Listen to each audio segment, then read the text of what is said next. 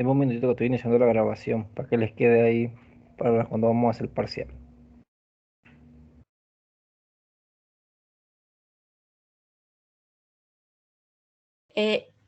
Inicio.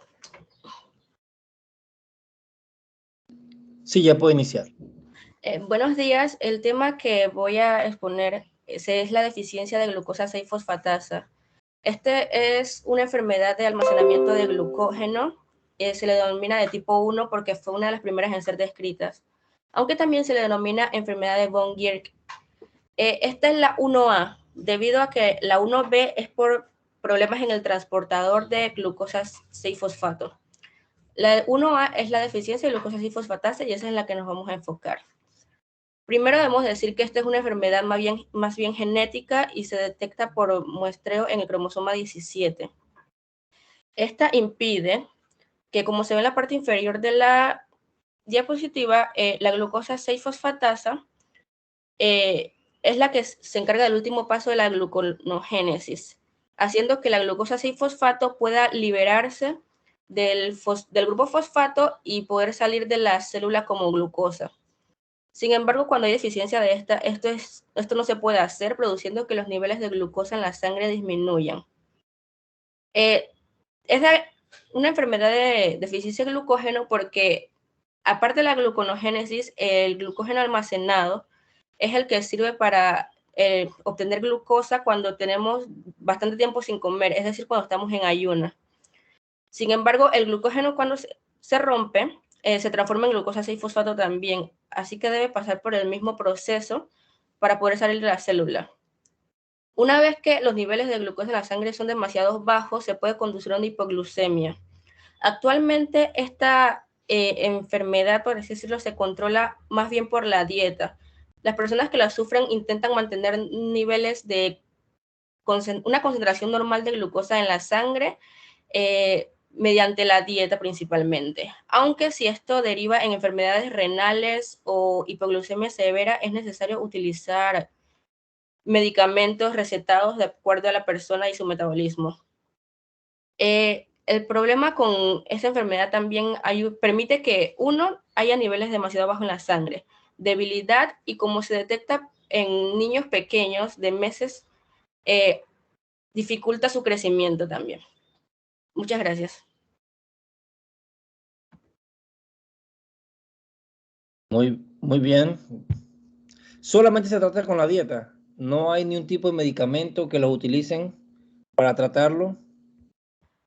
No, o sea, cuando no es severo, realmente no, simplemente lo hacen con la dieta. Ya cuando esto deriva en, bueno, la de hipoglucemia severa también la tratan con la dieta, pero con especialistas. Así que no encontré realmente. Ok, está bien, listo, perfecto. El siguiente.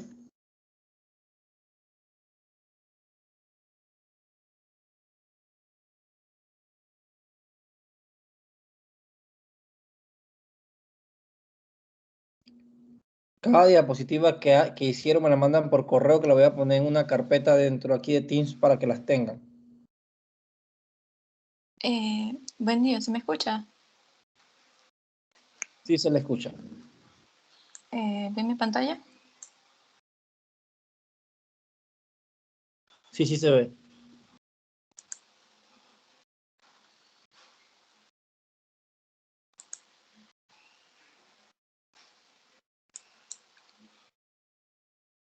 Bueno, la enfermedad que me correspondió es la enfermedad de Pompe, la cual es un trastorno metabólico autosómico recesivo causado por una acumulación de glucógeno en el lisosoma debido a la deficiencia de la enzima lisosomal alfa-1,4-glucosidasa, también conocida como GAA o alfa-glucosidasa ácida, que afecta particularmente a los músculos esqueléticos y respiratorios con un grado de gravedad variable.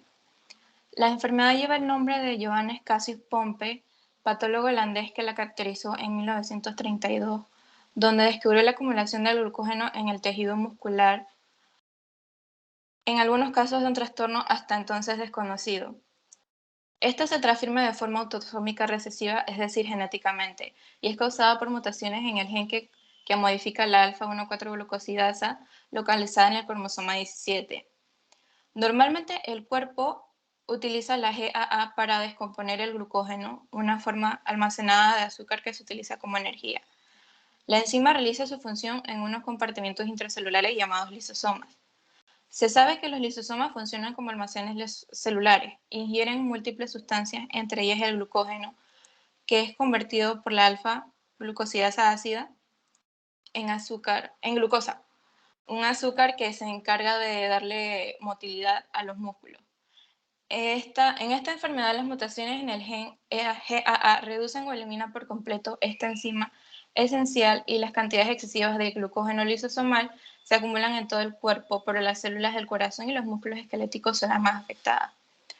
Que esto se puede observar en esta imagen, donde tenemos que esta es una célula normal de un músculo, donde tenemos el glucógeno hidrolizado por la GAA, lo hidroliza a glucógeno. Esto es de una persona sana. En cambio, para una persona con la enfermedad de Pompe, esto no ocurre, lo que da su acumulación en lo que son los lisosomas. Se puede mostrar en dos formas, que es la forma infantil y la forma juvenil o adulta. En la forma infantil se muestra con problemas de alimentación, un escaso aumento de peso, debilidad muscular, flacidez y retraso cefálico. También se puede encontrar que el corazón se agranda al igual que la lengua. Al afectarse el músculo cardíaco puede fallecer el niño o bebé y por este motivo también puede morir no solamente por esto, sino también por dificultad respiratoria.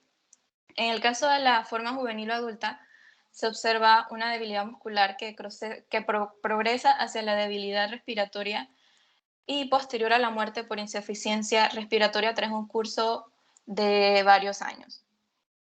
Que bueno, eso lo vemos aquí, cómo van afectando lo que es el músculo, las células. Estos son los lisosomas. Entonces estas son la fibra de los músculos sanos.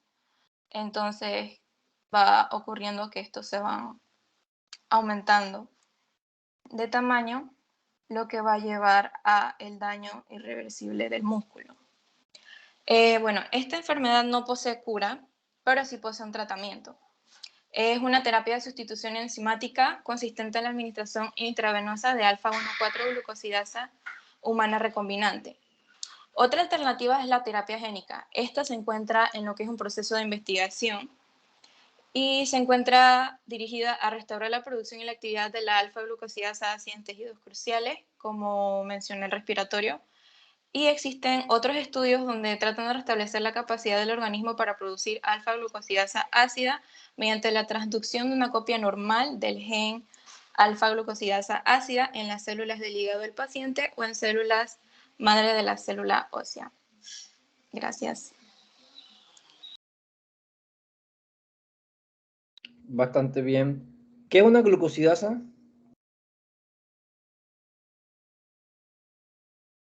Una enzima que se encarga de degradar lo que es los azúcares, el glucógeno. El glucógeno, glucosa. Es una hidrolasa. A eso se refería. Exactamente. Y si es alfa 1,4, ¿es lo que significa el alfa 1,4? Que se encuentra en el carbono alfa, no recuerdo. Del enlace 1,4, el azúcar. Oh. Correcto. Esta es la película que yo les comentaba la semana pasada, el Pompe Disease. Esa es la película de Harrison Ford y Brendan Fraser, The Extraordinary Measures. Hicieron una película sobre exactamente esta enfermedad y lo letal que era en niños y cómo un papá que era de finance se asoció con un bioquímico para crear una compañía y la vendieron para desarrollar un fármaco que fuera una enzima que pudiera degradar. Así que bastante bien.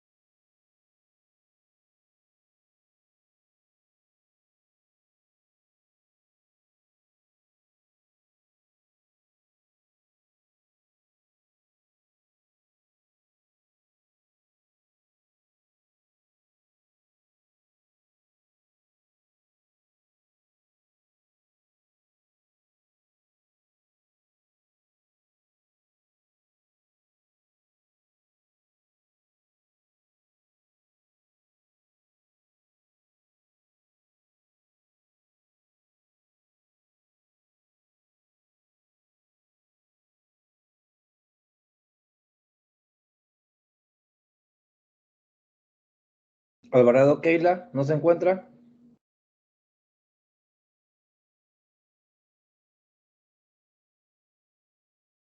¿No?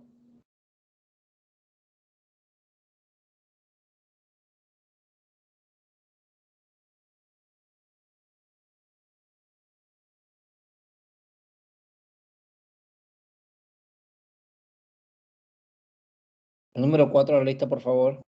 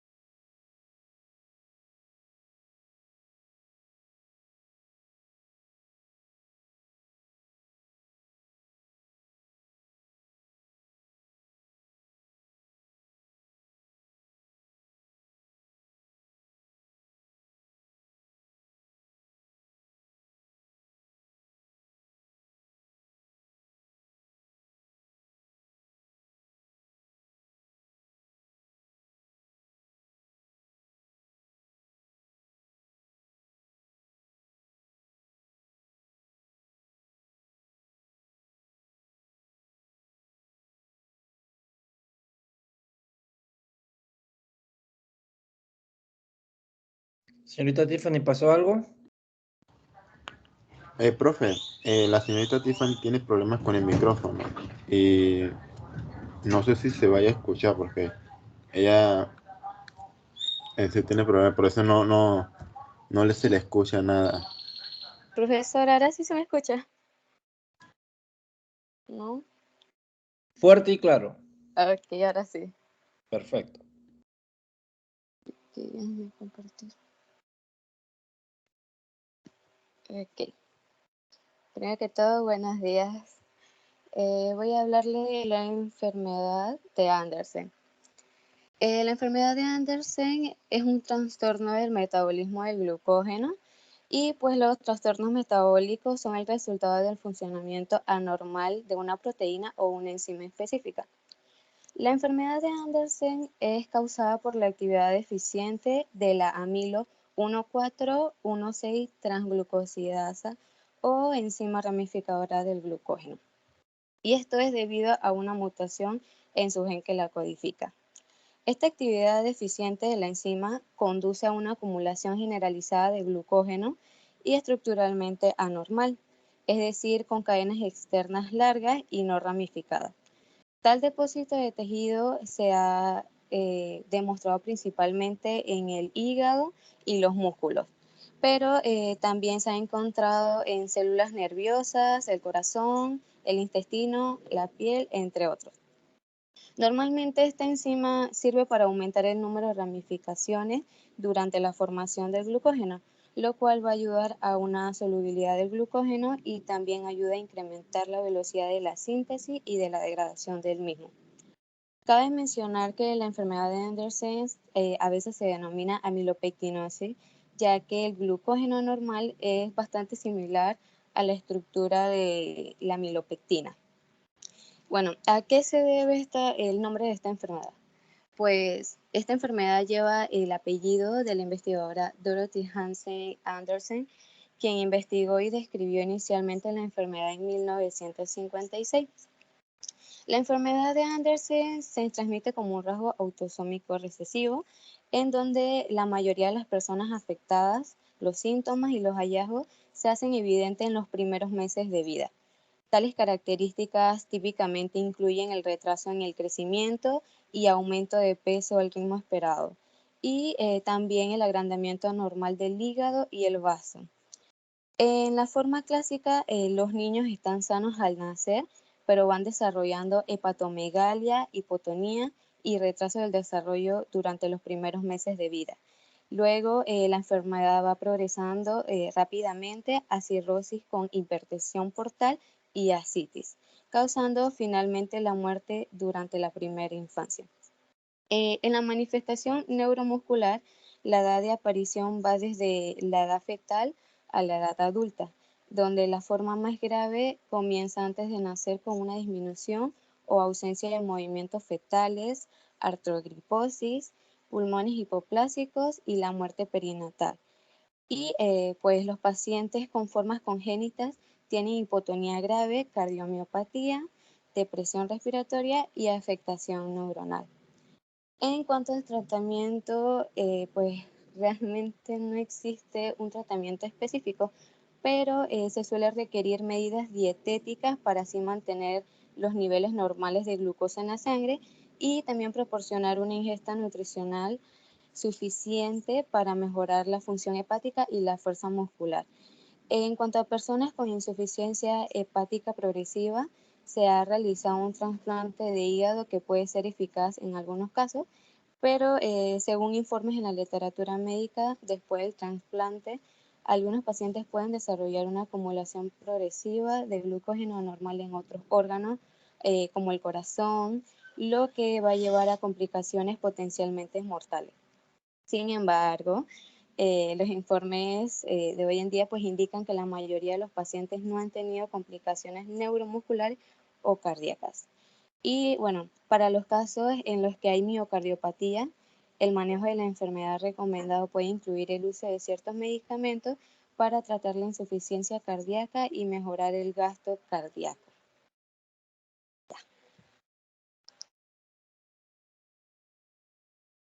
Muy bien, una consulta rapidita solamente. ¿Qué es amilopectina?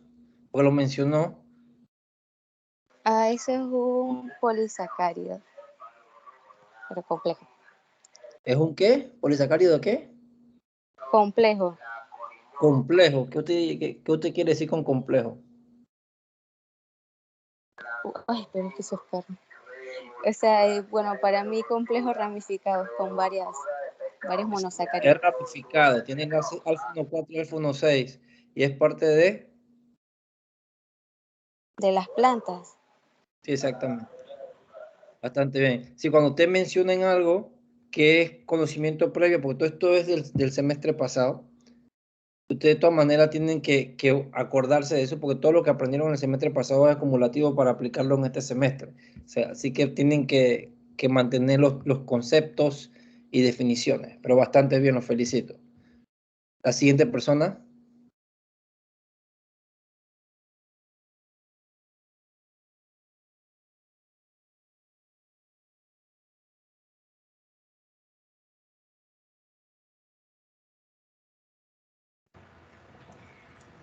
Bueno, a mí me toca hablar de la enfermedad de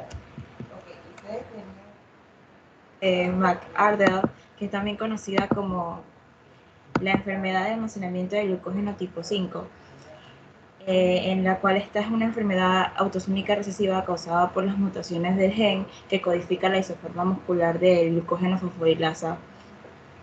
La glucógeno fosforilasa es la enzima que cataliza el primer paso de la glucogénesis para liberar los monómeros de glucosa, 1-fosfato de las reservas del glucógeno intracelular. Esta enfermedad se incluye como dentro de la categoría de enfermedades raras y se caracteriza por la intolerancia al ejercicio. Hay un fenómeno llamado el fenómeno del segundo aliento, y esto también se caracteriza por la alta actividad de la creaticinasa sérica. En los primeros síntomas que ocurren de esta enfermedad ocurren en la infancia y se manifiestan con el síndrome que ya les mencioné de la intolerancia al ejercicio, calambres, fatiga, debilidad muscular y bueno, en principio esta patología no modifica la esperanza de vida de las personas que tienen esta enfermedad. Y bueno, estos síntomas suelen presentarse durante 10 segundos luego de empezar a hacer ejercicio, cuando el músculo esquelético depende de la conversión del glucógeno en glucosa para producir ATP. Y esta incapacidad de los músculos para metabolizar el glucógeno en glucosa con actividad intensa conduce a la sensación abrupta de agotamiento y un aumento de frecuencia cardíaca, y esto también se le conoce como agotamiento prematuro. En esta imagen podemos ver que, bueno, sabemos que la acetilcolina se va a liberar del nervio motor y el calcio va a entrar a la célula muscular. El calcio es el que se va a encargar de activar la fosforilasa quinasa, y esta fosforilasa quinasa va a fosforilar la glucógeno fosforilasa, pero como esta enzima no es funcional en este caso porque hay deficiencia de esta, el glucógeno no va a poder descomponerse, y esto lo que va a crear una escasez de glucosa y por lo tanto una escasez de ATP. Cuando las proteínas motoras se van a unir a las fibras musculares, estas van a, como no hay ATP, estas van a requerir, hay escasez de ATP y estas van a necesitar, los músculos van a dejar de responder debido a la escasez de ATP. Y luego se van a producir lesiones porque el ATP es necesario para contraer y relajar músculos. Luego, ¿qué es lo que causa esta enfermedad? Pues, ¿cuáles son más o menos las repercusiones de esta enfermedad? Bueno, porque hay insuficiencia muscular, y esta insuficiencia muscular va a provocar daños en los músculos. Los músculos se van a comenzar a descomponer para proporcionar células, a las células una fuente de energía en forma de proteína. Y este proceso se le conoce como rhabdomiólisis, que es la descomposición del tejido muscular, que ocasiona la liberación de creatina quinasa, mioglobina y en la sangre, y esta va a secretar estas proteínas al orinar. Estas sustancias son dañinas para el riñón, y por eso con frecuencia vemos que también, además de que nos tiene repercusiones en el riñón, también tiene otro síntoma que se le llama la mioglobinuria, que es la que se refiere a la coloración rojiza en la orina. También, bueno, aquí sabemos que aquí cuando esta enfermedad ocurre el metabolismo de las proteínas se van a descomponer en aminoácidos, y estos aminoácidos se pueden convertir en glucosa, en piruvato y en varios intermediarios del ciclo de Krebs.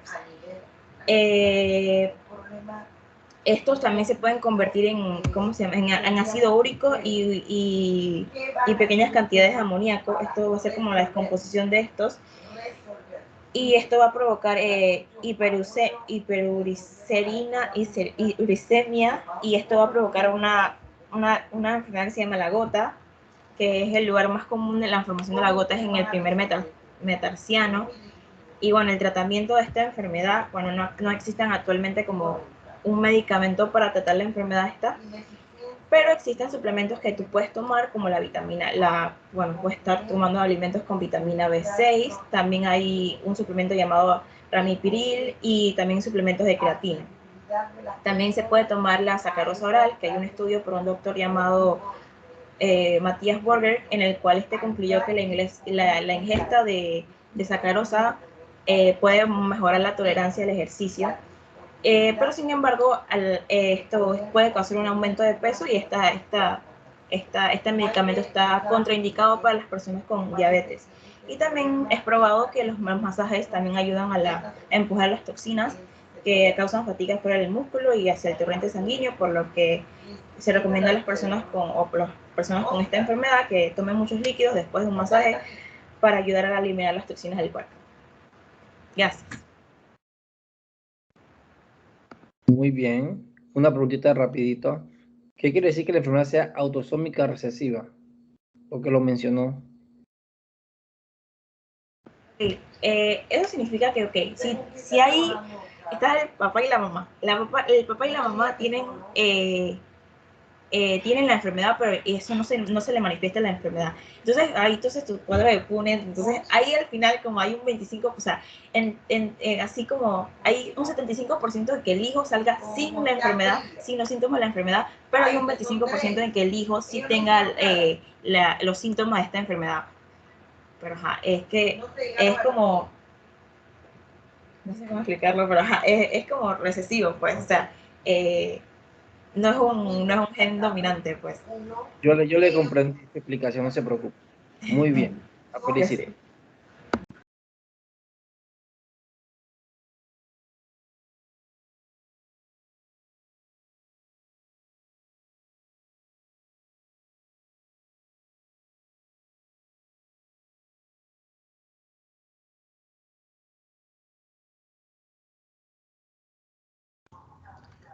Buenas, yo les voy a hablar sobre el déficit de la glucógenos fosfatasa o también enfermedad de Hertz. El glucógeno es una forma de energía que proviene de los carbohidratos y se almacena en el hígado. Cuando el cuerpo necesita más energía, el glucógeno en el hígado es degradado por el glucógeno fosforilasa. La enzima, aquí es lo que observamos, donde el glucógeno fosforilasa obtiene ese grupo fosfato del ATP. Entonces, él promueve o cataliza la incisión fosfolítica de glucógeno. Entonces, este glucosa 1-fosfato es energéticamente ventajosa porque el azúcar liberada ya está fosforilada. Entonces es lo que observamos en esta ruta metabólica, donde el glucógeno es fosforilado y entonces esta glucosa fosforilada sufre una transferencia de grupo fosfato al carbono 6 por la enzima fosfoglucomutasa. Y la enzima glucosa 6-fosfatasa desplaza el grupo fosfato para producir glucosa, que es lo que observamos aquí. Esto. El gen PIGL es el gen responsable de decirle al cuerpo cómo producir la enzima llamada gluconosfosforilasa hepática. Cuando hay mutaciones en el gen, no hay suficiente gluconosfosforilasa funcional para degradar el glucógeno. Por lo tanto, el glucógeno comienza a acumularse en las células del hígado, lo que provoca un agrandamiento del hígado. Esto también significa que el cuerpo no recibe suficiente energía, lo que provoca síntomas como hipoglucemia y acidosis láctica. En ayuno o haciendo ejercicio, a veces que los deportistas combinan estos dos, el ayuno y hacer ejercicio, ya que esta glucosa y el glucógeno se va a consumir rápidamente para producir ácido láctico y esto seguirá este ciclo. Eso en personas sanas, pero cuando hay las personas que sufren déficit de la enzima glucógeno fosforilasa, este ciclo es, la glucosa es disminuida. Entonces, al disminuir la glucosa, se va a producir más ácido láctico. Al producirse más ácido láctico, aquí el hígado ya está inflamado por el glucógeno que no se puede degradar. Entonces, al no poderse degradar, no se produce glucosa y entonces el cuerpo va a sufrir hipoglucemia, que significa baja cantidad de azúcar en el cuerpo y en la sangre. En la sangre, mejor dicho. Y entonces, todo ese ácido láctico va hacia el hígado y va haciendo que el pH del cuerpo vaya bajando. Entonces, la terapia estándar incluye comer varias comidas con alto contenido de carbohidratos. La maicena cruda se puede utilizar para mejorar rápidamente los niveles de azúcar en la sangre, debido a que el glucógeno solo se descompone cuando se necesita usar la energía almacenada. Comer con frecuencia puede prevenir la necesidad de descomponer el glucógeno. Se deben controlar también los niveles de glucosa en la sangre para asegurarse de que la dieta funcione correctamente. Para eso se hacen exámenes de sangre para saber si la glucosa en la dieta está funcionando correctamente y si la glucosa que se está produciendo está todo correcto en los niveles. Entonces no existe un tratamiento así como una pastilla. Lo único que se recomienda es que no se deje a la persona sin comer. Y entonces que coma menos cualquier comidita alta en carbohidratos o una pastilla con glucosa. Y entonces es...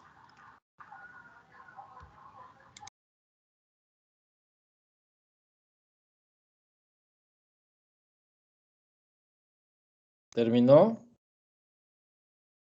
Sí, termina el profe. ¿Cuál es la definición de acidosis láctica? Que no la escuché.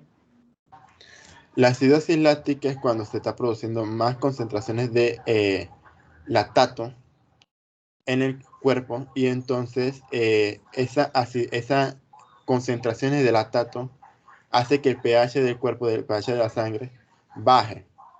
Por lo tanto, se produce esa acidosis láctica. Bien, muy bien. La siguiente persona.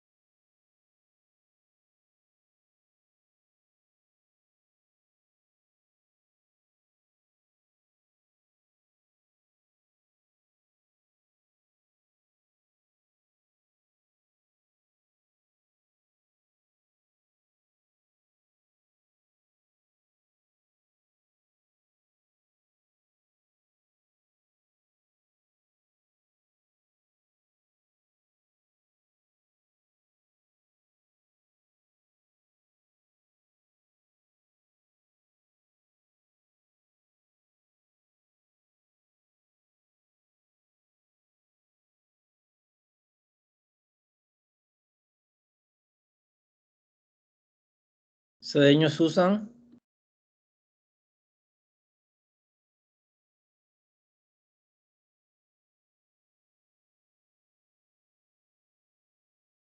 ¿No se encuentra?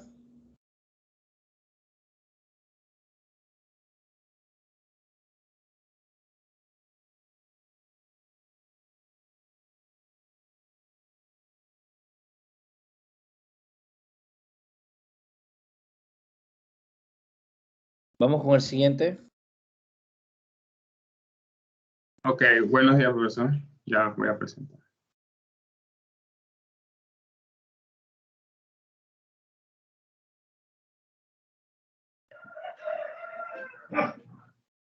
Buenos días, profesor y compañeros. Yo le voy a hablar sobre la enfermedad de almacenamiento de glucógeno por deficiencia de fosforilasa quinasa hepática o conocido como deficiencia de fosforilasa quinasa B. Esta es una enfermedad ligada al cromosoma X y se hereda en un patrón recesivo ligado al cromosoma X. Esto quiere decir, recordemos los cromosomas sexuales, las mujeres tienen el cromosoma XX y los hombres tienen el XY. A los hombres tener el XY, solamente una alteración en la copia del gen en cada célula puede causar la afección.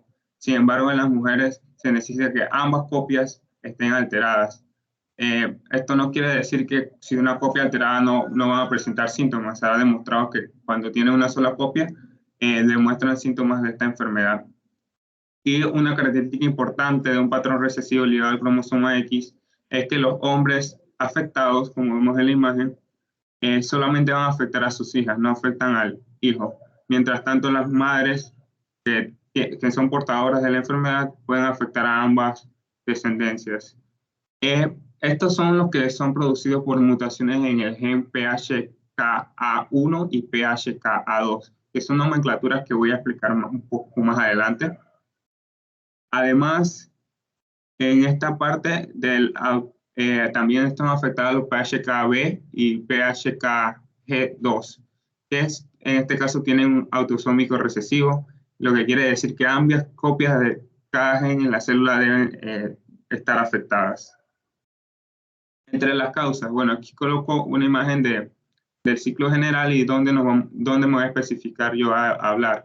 En en este proceso me voy a enfocar en la fosforilasa quinasa y específicamente la fosforilasa quinasa B.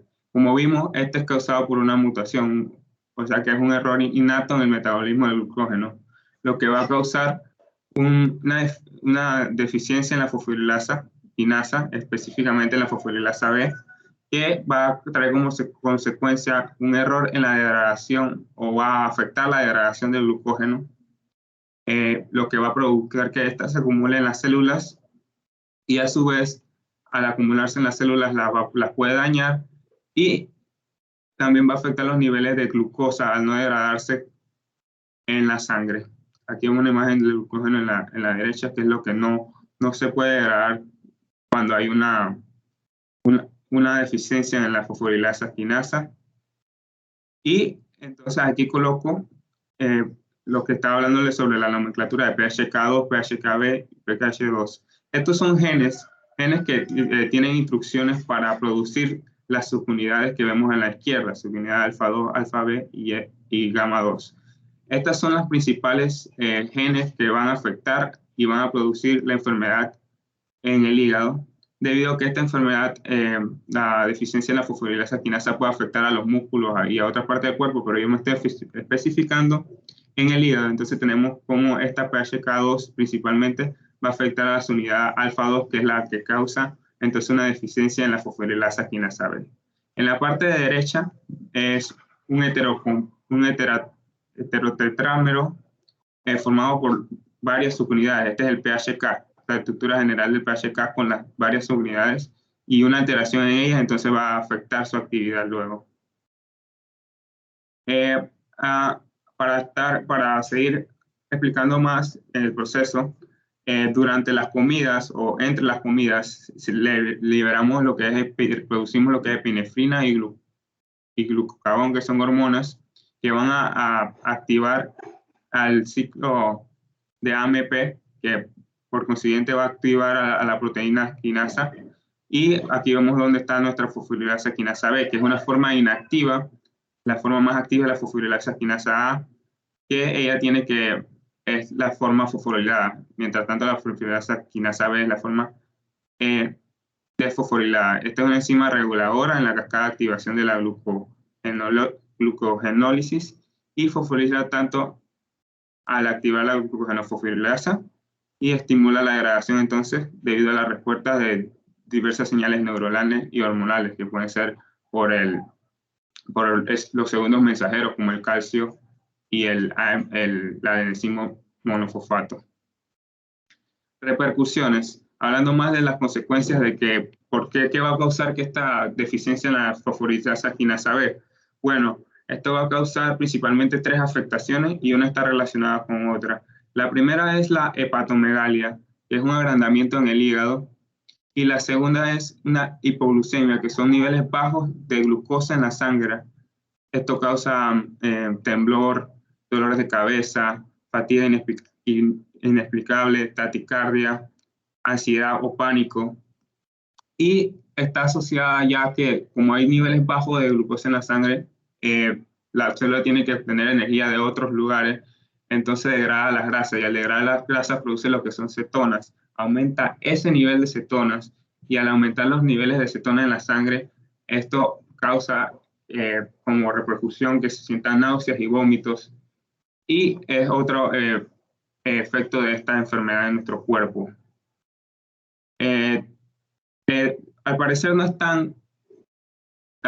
afecta tanto a los seres humanos, pero se están haciendo estudios que están asociándolo con la cirrosis y la fibrosis en el hígado. O sea que puede ser algo menos que benigno.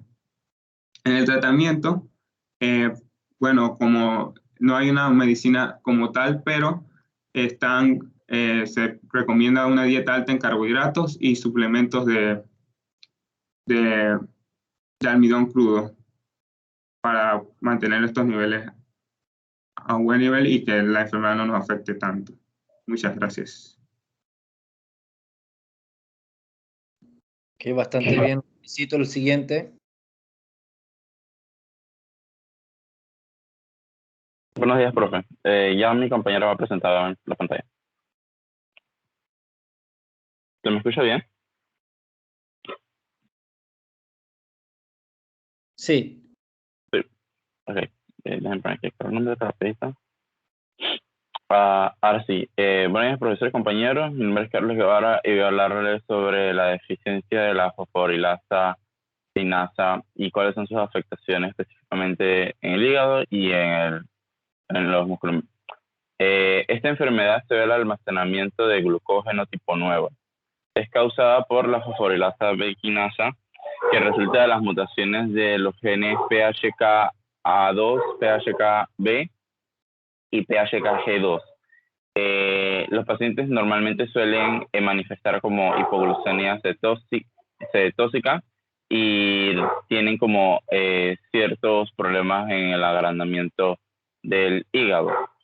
La importancia de esta enzima específicamente es porque esta enzima es la que cataliza o activa la glucógeno fosforilasa, que es la que inicia, que es la que están viendo en pantalla, que es la que inicia el proceso de degradación de glucógeno a glucosa. Puedes seguir la siguiente presentación, Tiff. Bueno, mientras Tiffany va a la siguiente presentación.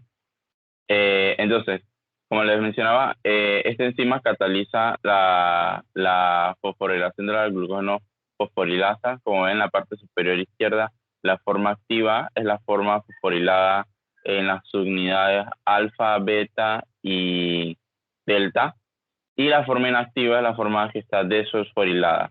La deficiencia de esta enzima causa en consecuencia que no se fosforile la otra enzima que es necesaria para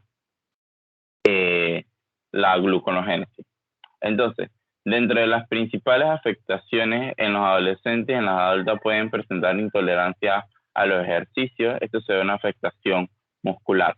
Entonces hay que entender que como el glucógeno lo producimos específicamente, bueno, el glucógeno en el hígado se produce para mantener niveles de glucosa necesarios para el buen funcionamiento del cuerpo, mientras que el glucógeno en el tejido muscular es utilizado para la actividad física, ¿verdad? Por tanto, hay como dos afectaciones aquí, ¿verdad?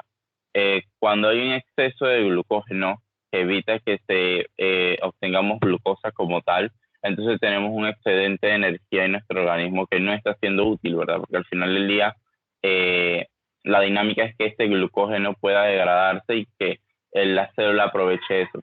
Pero al la célula no poder aprovechar esto por la deficiencia de la enzima que cataliza la fosforilación, entonces esto causa fatiga en las personas, también causa glucemia y en ocasiones calambres y todo tipo de debilidad. En cuanto a los tratamientos, es una de las 10, creo que leí, es una de las que es menos común en las personas tampoco y tiene un buen diagnóstico porque puede regularse o tratarse con la dieta. Sin embargo, también investigué que habían dos medicamentos, Tiffany, puedes enviar al siguiente. Hay dos medicamentos que son la allopurinol, que reduce los niveles de ácido úrico en la sangre, y también tenemos la glucosidasa alfa, que lo que hace es reemplazar a la enzima necesaria para, o sea, aquí lo que tenemos es una sustitución enzimática, o sea, lo que hace el medicamento es específicamente reemplazar la función de la enzima para el buen funcionamiento del organismo.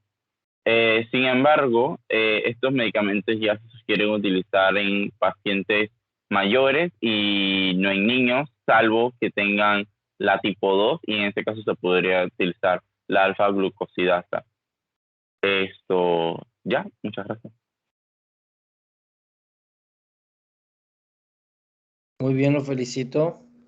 La última persona que va a presentar el metabolismo del glucógeno para pasar a la parte de regulación hormonal.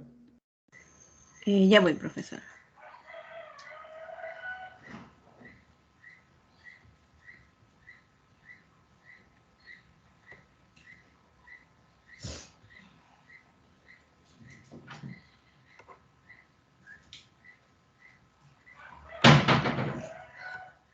Ok. Buenos días. Yo les voy a presentar la la glucogenosis tipo 0. Ok. Primeramente, en el hígado los procesos de síntesis y degradación del glucógeno tienen la función de mantener los niveles de glucosa sanguíneos tal y como se requieren para satisfacer las necesidades del organismo.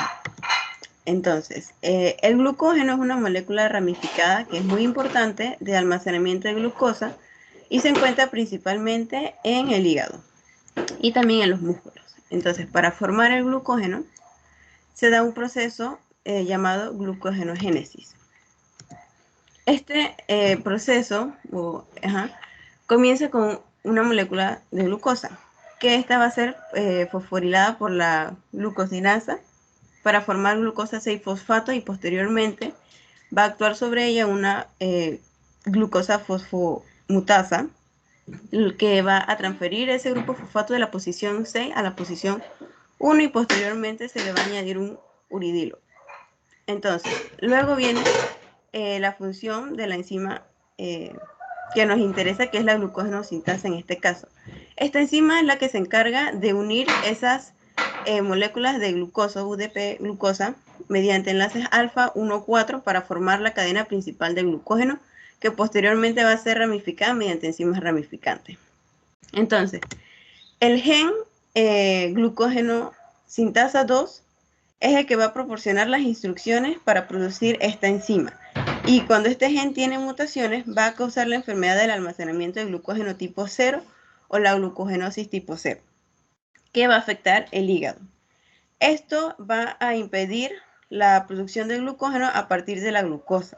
Y como resultado va a haber una ausencia del glucógeno en las células hepáticas. Es decir, que ya no vamos a tener ese glucógeno como fuente de energía almacenada que se puede aprovechar cuando hay actividades físicas o cuando las personas están en ayuno. Entonces, esta escasez de glucógeno por la deficiencia de la enzima va a causar que las personas que tengan pues esta enfermedad desarrollen niveles bajos de azúcar en la sangre después de pasar largos periodos de tiempo sin comer, que son los ayunos. Y se produce la hipoglucemia. Entonces, cuando los bebés afectados comienzan a presentar esta hipoglucemia, ellos van a tender a no comer durante la noche y van a tender a dormir, porque van a presentar cansancio extremo, fatiga, palidez y náusea. E incluso puede haber un leve retardo en el crecimiento de ellos. También durante los episodios de ayuno los niveles de cetonas en la sangre aumentan y las personas ya mayores, ¿no?, que tienen esta deficiencia enzimática van a presentar calambres e intolerancia a hacer ejercicio. Como tratamiento, pues el objetivo principal es evitar la hipoglucemia y esto se puede dar se puede tratar con comidas y refrigerios cada 3 a 4 horas y para los calambres, el cansancio y la fatiga, una dieta rica en proteínas puede ayudar. Y por último, la maicena cruda puede actuar como una forma de glucosa y si se administran las cantidades adecuadas puede evitar la hipoglucemia durante la noche. Muchas gracias.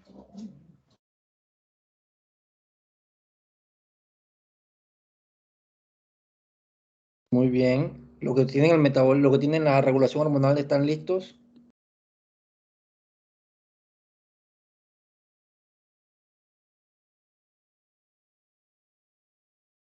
Creo que sigue el ciclo de Cori, profe. Tiene razón, sí viene el ciclo de Cori.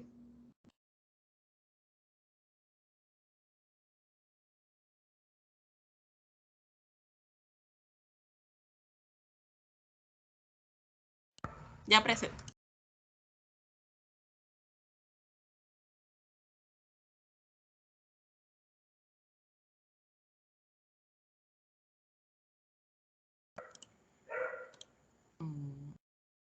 ¿Se ve la pantalla?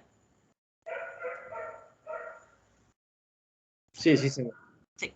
Buen día, profesor y compañeros. El día de hoy tengo el gusto de exponer sobre el ciclo de Cori. El ciclo de Cori fue descubierto por Carl... Porque el perro está ladrando. Ahora sí. El ciclo de Cori fue descubierto por Carl Ferdinand Gerty y Carl Ferdinand Cori, perdón, y su esposa Gertie Cori. Ambos eran médicos y obtuvieron el premio Nobel en 1947 por el descubrimiento de la vía de conversión del glucógeno. Este ciclo consiste en la circulación cíclica tanto de la glucosa como el lactato entre el músculo y el hígado. También es el punto de unión del metabolismo y catabolismo de los glúcidos, ya que se unen vías tanto glucolíticas como gluconeogénicas. Ok. En el músculo esquelético están reservas de glucosa, las cuales están en formas de glucógeno. Cuando hay actividad muscular, es decir, que una persona está haciendo ejercicio excesivo, todo el ATP almacenado se va a ir consumiendo rápidamente, por lo cual va a haber una gran demanda de energía.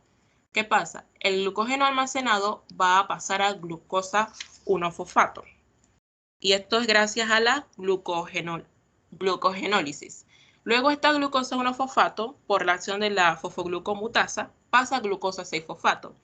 Un sustrato la cual pueda participar de la glucólisis. Luego que se dé la glucólisis se van a formar 2 moléculas de ATP y 2 moléculas de piruvato. Como les mencionaba que hay ejercicio excesivo, no hay tantos niveles de oxígeno suficientes para que estas 2 moléculas de piruvato pasen al ciclo de Krebs, por lo cual van a pasar a una vía anaeróbica, que es la fermentación láctica, donde por la acción de la enzima lactasa deshidrogenasa y 2 moléculas de NADH, esta se forma o se produce 2 moléculas de lactato. Entonces, estas 2 moléculas de lactato que se encuentran en el músculo, si se encuentran en altas concentraciones, es perjudicial para este, por lo cual, por acción de exocitosis, salen estas 2 moléculas de lactato al torrente sanguíneo. Ahora bien, en el torrente sanguíneo también hay lactante, entonces todo esto viaja hasta que es captado por el hígado. Cuando llega en el hígado, nuevamente la acción de la lactato deshidrogenasa y 2 moléculas de NAD se reducen a NADH y se producen 2 moléculas de piruvato, donde este piruvato se va a convertir a glucosa 6-fosfato. Todo esto se le conoce como gluconeogénesis, donde se va a requerir 6 moléculas de ATP para que se dé. Y estas 6 moléculas de ATP van a surgir de la oxidación de los ácidos grasos que se encuentran pues, en el hígado. Cuando ocurre esto, que se forma la glucosa 6-fosfato, no puede salir de la célula, ya que se encuentra fosforilada. Sin embargo, algo curioso es que las células hepáticas poseen una enzima llamada glucosa 6-fosfatasa, la cual tiene la capacidad de fosforilar a esta glucosa 6-fosfato, y esta pueda salir al torrente sanguíneo y viajar hasta llegar al músculo, donde el músculo viene y la aprovecha para seguir produciendo energía. Sin embargo, como aquí nada más se generan 2 moléculas ATP, pero se invierten 6 moléculas ATP, no se puede mantener este ciclo constante en el organismo por el gran costo energético. Pero esto no quita que él tenga importancia, ya que gracias a este ciclo se puede llegar a evitar lo que es la acidosis láctica muscular y sanguínea. También se puede dar lo que es el reciclaje de lactato, como les mencionaba, que a partir del lactato podemos producir o volver a generar lo que es la glucosa y sea aprovechada por el músculo. Además, y por último, se puede dar lo que es la redistribución de la reserva de glucógeno, ya que cuando el músculo esquelético se encuentra en reposo, ya la persona no está haciendo ejercicio, esta glucosa que pasa aquí no entra para la glucólisis, por así decirlo, sino que pasa a la glucogenógenesis. No sé pronunciarlo bien. Glucogenógenesis, donde esta glucosa pasa a ser almacenada en forma de glucógeno, donde cuando nuevamente la persona si vuelve a hacer ejercicio excesivo, pueda aprovechar este glucógeno en forma de energía y todo lo demás. Y bueno, esto sería lo que se trata del ciclo de Cori. Y aquí lo que añadí fue lo que les acabo de mencionar del balanceo energético, para pues cuando vean la diapositiva tengan en cuenta las cantidades y todo lo demás. Listo. Muy bien, la felicito. Y muy bien los términos. Cuando tiene problema con el término, usted nada más dice síntesis y degradación de glucógeno, es más fácil. Listo.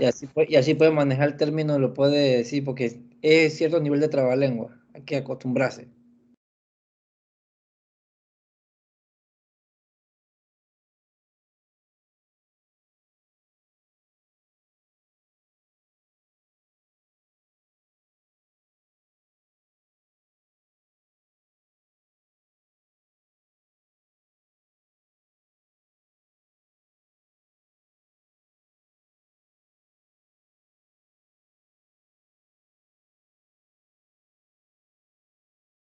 Buenos días, ¿se puede observar mi diapositiva? Sí, se puede observar.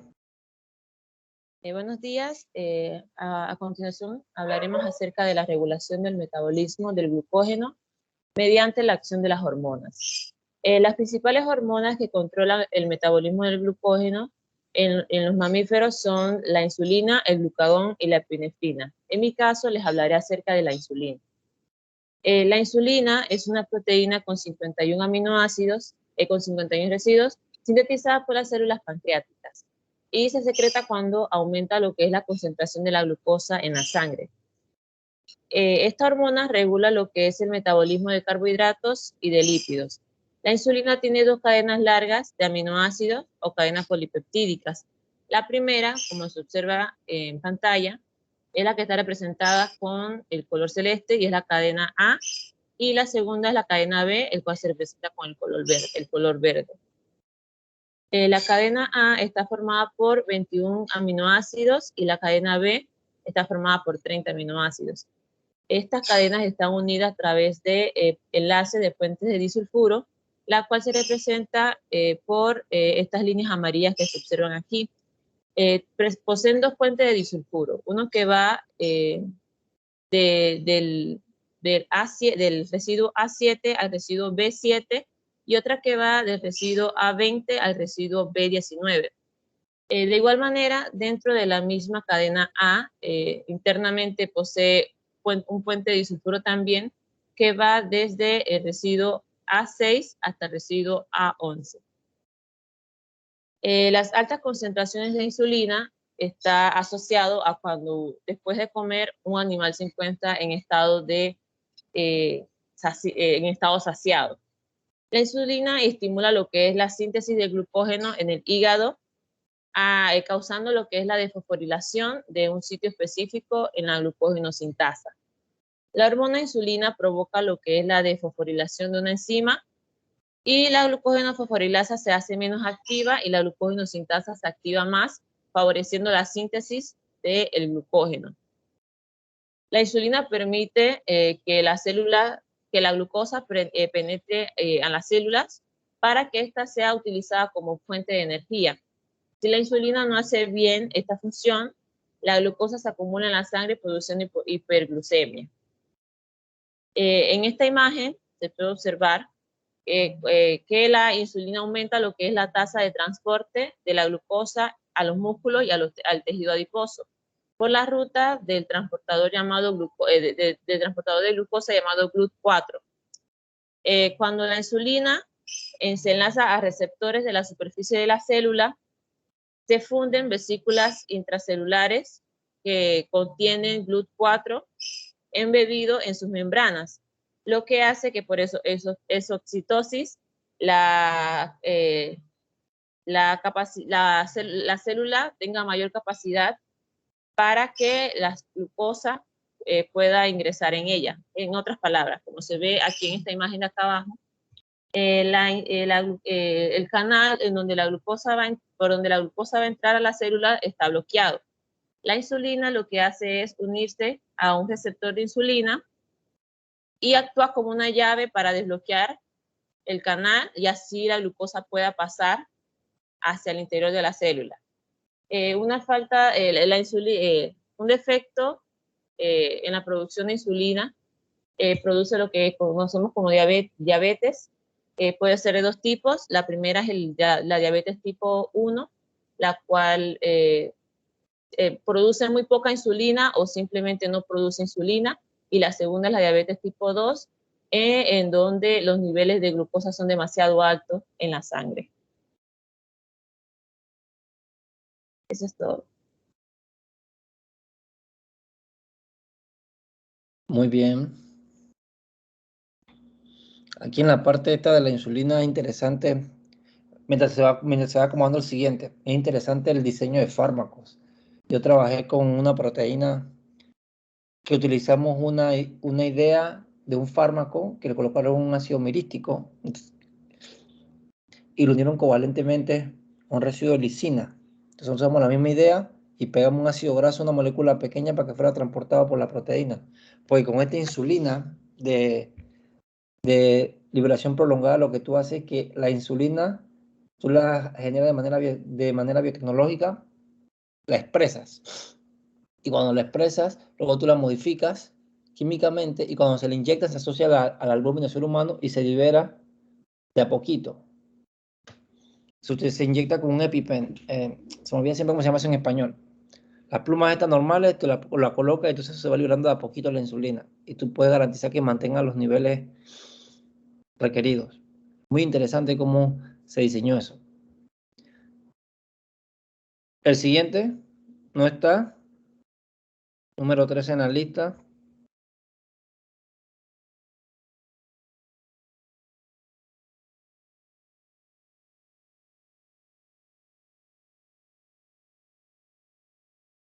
¿La señorita Smith Susan no se encuentra? No, tampoco está. Smith Susan.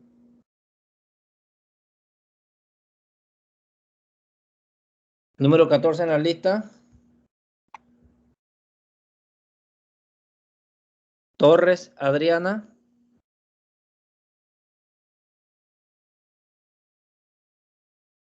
Tampoco está.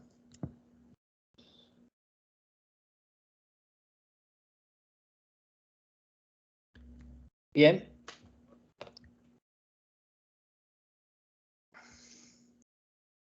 En vista de que no están los demás, voy a dejar la clase hasta aquí. Todos los que presentaron muy bien.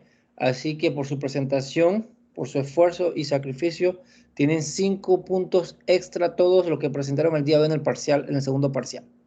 O sea, apenas arranca ya tienen lo que saquen más 5 puntos. Yo premio el esfuerzo y el sacrificio. Y me gusta que las clases no sean tan monótonas. Entonces, vamos a dejar la clase hasta aquí hoy. Mañana vamos a comenzar a hablar sobre la cadena transportadora de electrones. Así que arrancamos a las 8:40 la clase. Siempre se me olvida las horas. Y vamos a ver la cadena transportadora de electrones. Y yo creo que como es un tópico más corto, debemos terminarlo en la hora de clase de mañana. Y la siguiente semana ya vamos arrancando con los siguientes tópicos.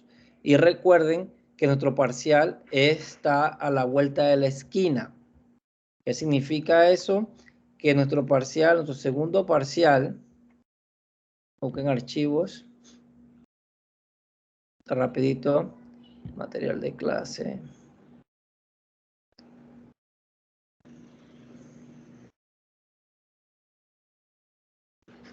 Nuestro parcial es el 25 de octubre y hoy es 11. Así que estamos a la vuelta de la esquina ya. Hasta lo que yo de la próxima semana, el lunes, viene el examen.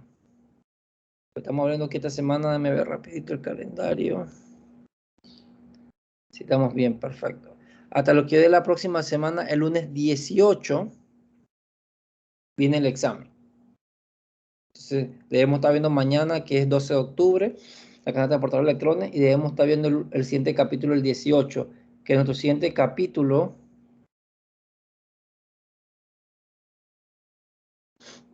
es fotosíntesis. Entonces, tenemos fotosíntesis la siguiente semana, y hasta ahí debe llegar nuestro parcial. Así que para que estemos pendientes. Perfecto, los felicito nuevamente a todos, excelente esfuerzo. Y vamos a tratar de tener otra dinámica como esta para que ustedes tengan la práctica de presentar antes de que hagamos el trabajo final. Entonces, pasado el segundo parcial, yo voy allá a entregarles los parámetros. Después que hacemos el segundo parcial, pasamos esa ola, los parámetros para el trabajo final. Entonces, el trabajo final es ya, como les dije, ustedes van a diseñar una enfermedad. Por eso quería que ustedes tuvieran la experiencia y a buscar cuáles son las causas más probables de una enfermedad, para que usted tenga ideas de cómo inventar, cómo se crea una patología. Y usted pueda saber cuáles son las deficiencias que sea a nivel genético, por si se da porque hay una deficiencia enzimática, hay una sobreexpresión de esto o lo otro, y eso le permite a ustedes que sean creativos. Y como eran distintas, la idea de esta dinámica, como hay muchas enfermedades asociadas al metabolismo del glucógeno, ustedes tuvieran, cuando se asocian en grupo, hayan visto distintas perspectivas y de manera colaborativa pudieran generar una enfermedad bastante robusta en conceptos bioquímicos. Bueno, quedamos hasta aquí hasta mañana. Nos vemos. Que tengan un excelente día. Nuevamente, Profe, dígame. una consulta con lo de dónde subimos, dónde le mandamos el PPT. Lo mandan por favor a mi correo electrónico y yo los voy a descargar todas y voy a hacer una carpeta. Ahí donde tenemos otra ruta de la glucosa. Yo voy a hacer una carpeta y voy a colocarle todas ahí. Le grabé la clase para que le quede ya la clase a ustedes. Lo otro que voy a hacer es que yo tengo, pues no está en inglés, pero no pasa nada. Es el VOET y VOET. Tiene un resumen de todas las enfermedades. Son como 2 páginas y media. Que se lo voy a colocar ahí también. Lo voy a hacer un print en PDF de esas 3 páginas para que la tengan, para que la puedan repasar. El inglés es bastante sencillito, pero está ahí todas las enfermedades también para que lo tengan como apoyo para estudiar. Entonces, lo que presentaron hoy viene en el examen, en el segundo examen. Es parte del examen de la enfermedad de glucógeno. Así que ya vayan anotando todo lo que presentaron hoy.